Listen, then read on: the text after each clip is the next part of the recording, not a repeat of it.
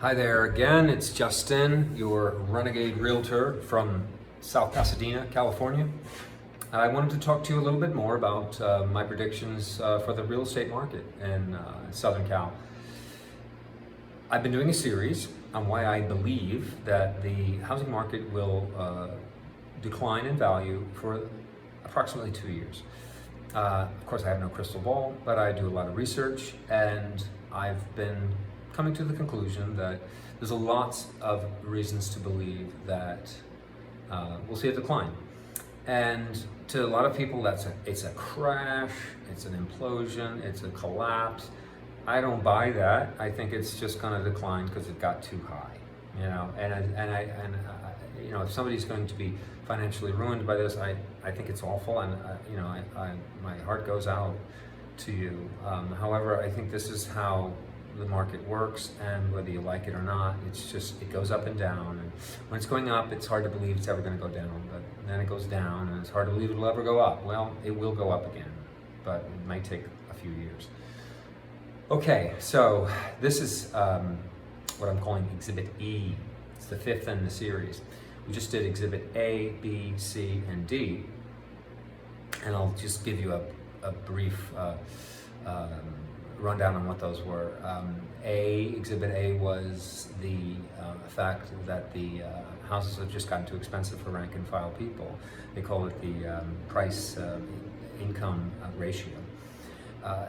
Exhibit B was the new jacked up interest rates, which have did what they were expected to do. It cooled the market way down. Exhibit C was the new the inventory coming online in the next year. Over 1.6 million dwellings. Usually it's 500 to a million in a year. This year we're looking at a big increase in the amount of properties coming on the market, new builds.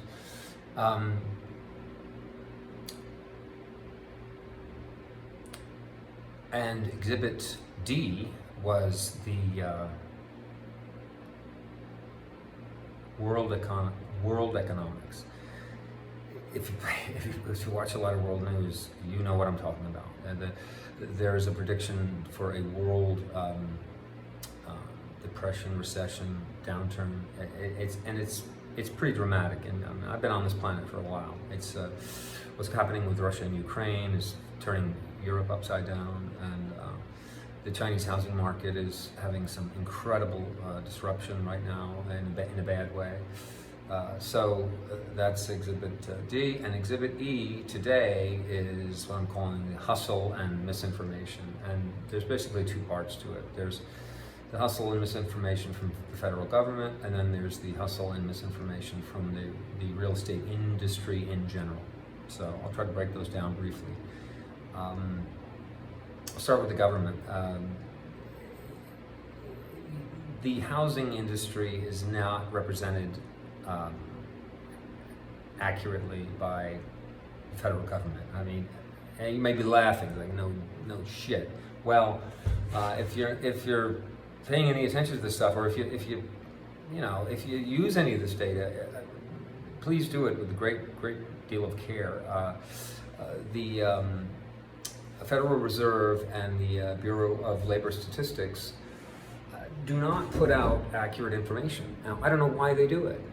They may have reasons. They may not want to create a panic, or they might want to, keep people feeling optimistic about. But the trouble is, sooner or later, it catches up with them. And so I don't know why they spread the disinformation that they do. They might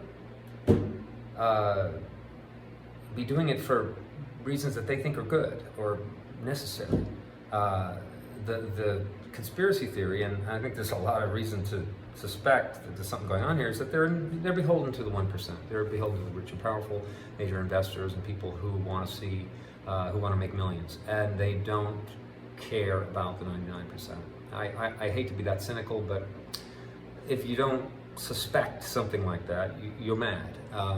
Again, I don't want to go there. I want to believe that they have some moral compass, and that they're doing these things for reasons that they think are necessary.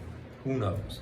But one of the obvious ones and the most egregious, or ones that stand out the most, are the housing. They're talking about, housing costs going up 5% year over year, and I mean, you don't need me to tell you that that's wrong.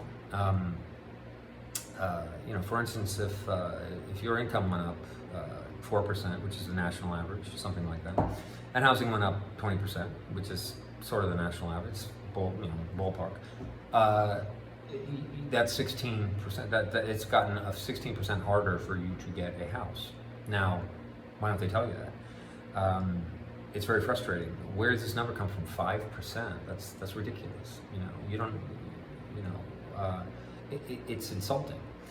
So, and I heard an economist that I loved, and I wish I could remember his name, but I remember he said, look, you can have your own inflation rate. And what he meant by that was that if all of your income is going to go, or a great deal of your income is going to go to the house you want to purchase, that's your inflation rate. In other words, that's what matters to you. That's the inflation that matters to you.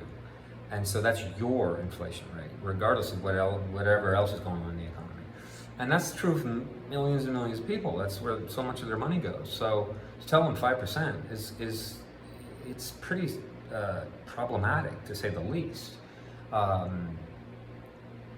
So that's a big problem. They seem to find creative ways to fake the data.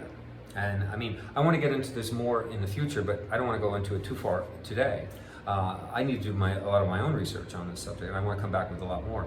But that's the hustle coming from the federal government. They don't seem to have the 99, the interest of the 99%, the 99% of the bottom of the income bracket in mind when they say these things. So.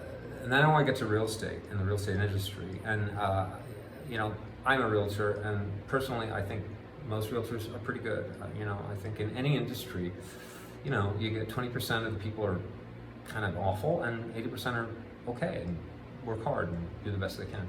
And I think real estate's a lot like that. Keep in mind, realtors can get in a lot of trouble and lose their license if they do unethical things.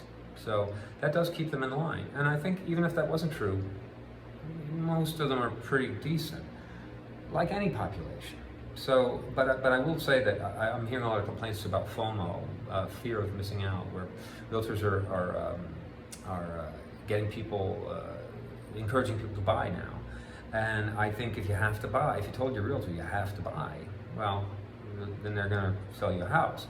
But if they know that you're not, you don't need to buy now, they should be coaching you, and they should be saying, look, this is the top of the market. If you really want to buy, you're paying a premium, even though prices have declined.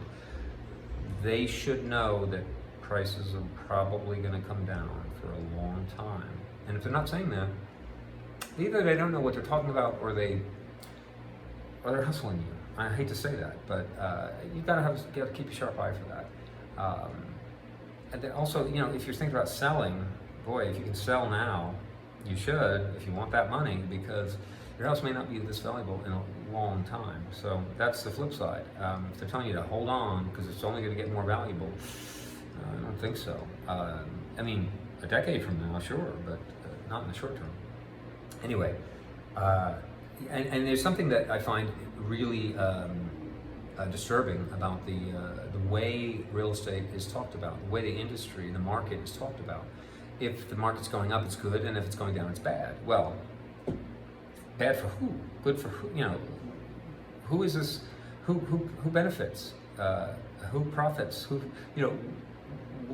What makes it? Why do you default to it's good if it's going up and it's bad if it's going down? How come automotive sale dealerships? Oh, we got these deals, price drop. It's awesome.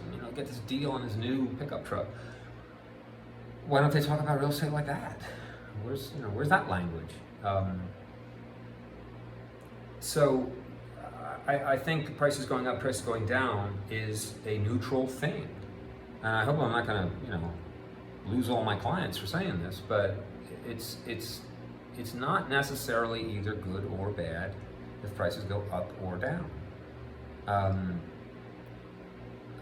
However, I think when the price income ratio is the way it is, I think prices this high, and it doesn't matter what I think, they just can't sustain. Unless we're heading towards this dystopian world where rank and file home buyer, the family home buyer, is not part of the equation anymore. I hope that's not our future.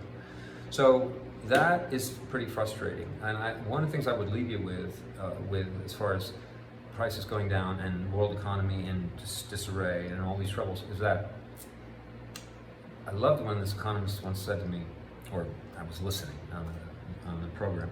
He said, you get 100 humans and you just get an economy. For instance, 100 humans get shipwrecked on an island. In a very short period of time, they're going to make up an economy. Somebody over here has made something, and somebody over here got something, and I'll trade you. You get an economy right away. So humans are resourceful and tough, and humans come back from heartbreak and recession and property values declining. And they'll come back this time as well. And hang in there. Don't do anything stupid. And thank God you're not getting shot up in Ukraine.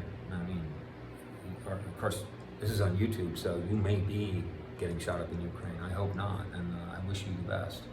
So stay tuned, and we'll do at least one more episode in this series, and I hope this is making sense to you. Have a good day.